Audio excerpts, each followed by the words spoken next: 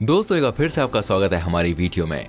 पिछले कुछ दिनों से आपने सोशल मीडिया पर, अखबार में, न्यूज चैनल पर या अपने दोस्तों से कोरोना वायरस शब्द के बारे में जरूर सुना होगा, है ना?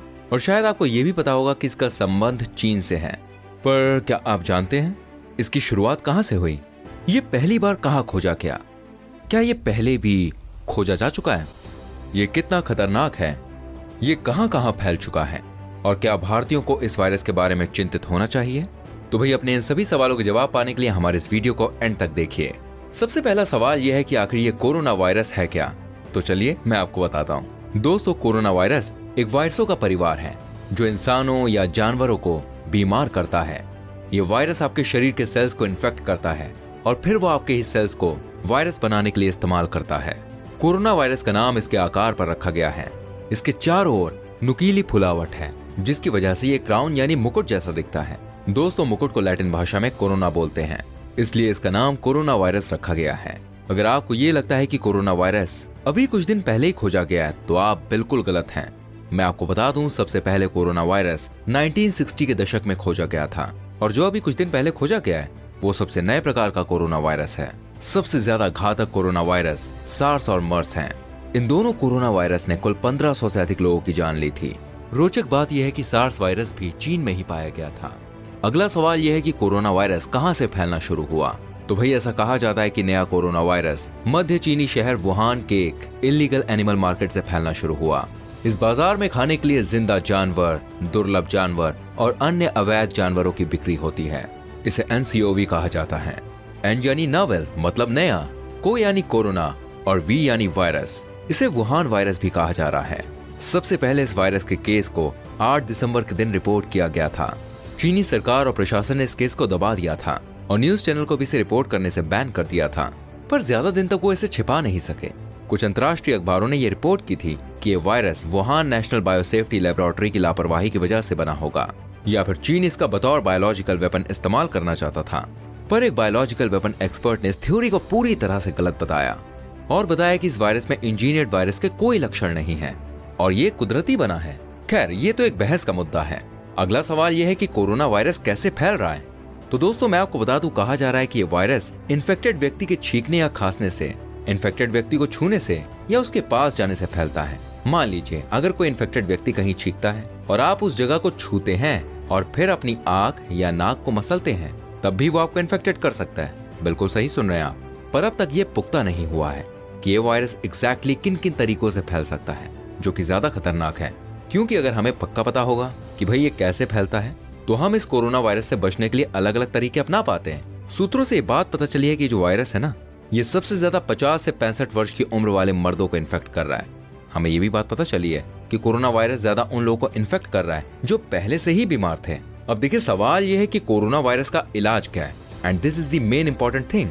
तो फ्रेंड्स, सबसे ज्यादा डरावनी बात यह है कि इस वायरस की वैक्सीन अभी भी तैयार नहीं हुई है। जॉनसन एंड जॉनसन ने यह बात कही है कि इस कोरोना वायरस की वैक्सीन बनाने के लिए उन्हें कम से कम 10 से 12 महीने लगेंगे और उसके बाद भी वो सिर्फ टेस्ट के लिए काम आएंगे। यानी वो काम करेगी या नहीं, इसकी कोई श्योरिटी नहीं है दोस्तों। और समस्या ये है कि जिस तरीके से कोरोना वायरस फैल सकता है, कुछ ही महीनों में ये बहुत ज्यादा हानि पहुंचा सकता है। अब इस वायरस से बचने का सिर्फ एक तरीका है और वो तरीका ये है कि इसे फैलने से रोका जाए।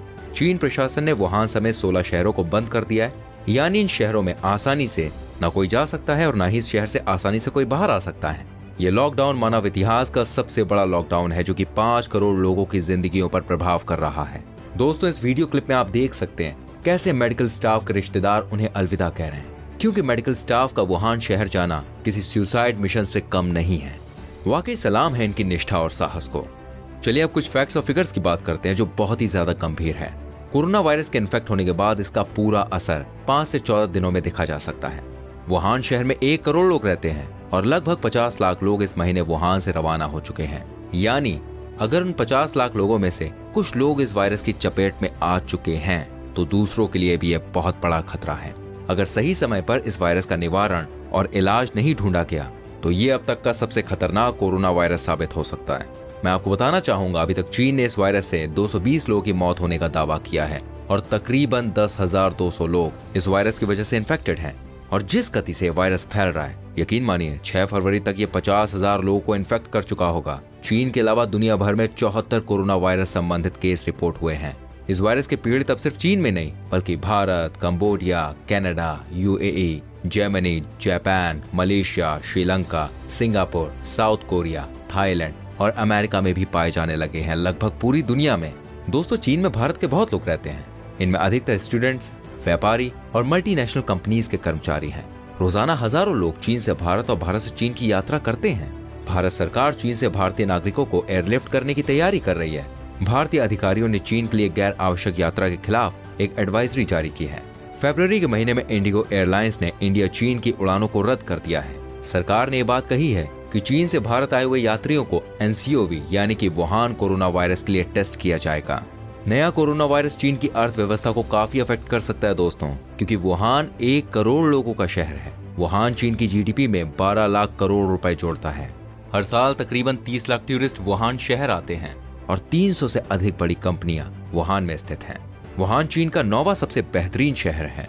अब पता नहीं कोरोना वायरस चीन के एक्सपेरिमेंट का साइड इफेक्ट है या कोई वाकई कुदरत है या फिर जानवरों के प्रति चीनी के बेरहम होने की सजा।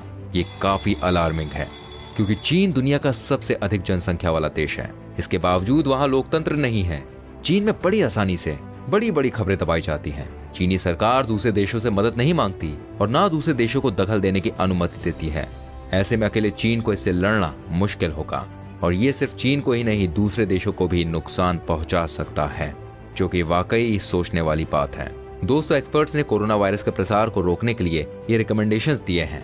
ध्यान से सुनिए, अब मैं जो बताने वाला हूँ ये आपके बहुत काम आ सकती है। समय समय पर अपने हाथों को पानी और साबुन से 20 सेकंड तक धोएं। अपनी आंख, नाक और मुंह को बिना हाथ धोए ना छुएं। जो व्यक्ति बीमार है उनसे दूर रहें। अगर आप बीमार हैं तो घर पर ही रहें।